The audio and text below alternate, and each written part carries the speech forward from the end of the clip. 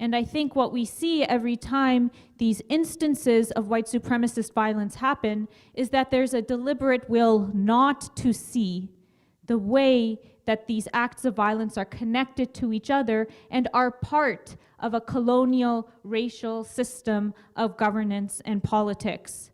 That a political system that has been built on colonial and racial violence will continue to produce violence against communities that are colonized and racialized as long as those foundations remain intact and undecolonized. This picture that we have here is a screenshot that was sent to me by my brother of the homepage of CBC News this morning. I think it's making its priorities of what it considers to be newsworthy very clear. A scandal about rich people paying to have their children admitted to college is given top billing over an act of violence that killed 49 people, 49 Muslims in prayer in New Zealand.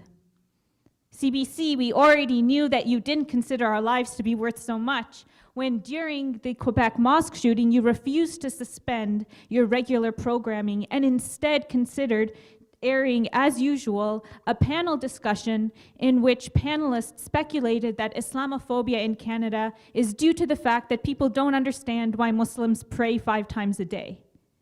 Absolutely ridiculous. And this is just rubbing further salt in the wound that tells us that our humanity is not recognized as being fully human. Yesterday night, when I went on the website of CNN to try and find news about what was happening, we had heard that between 6 and a dozen Muslims had been killed in New Zealand. I went on the website of CNN to try and find out the latest updates, and I could barely find the story on the website.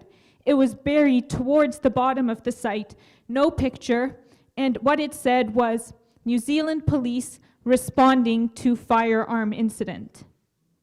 This is how a white supremacist attack on a mosque was described, as a firearm incident that police were responding to.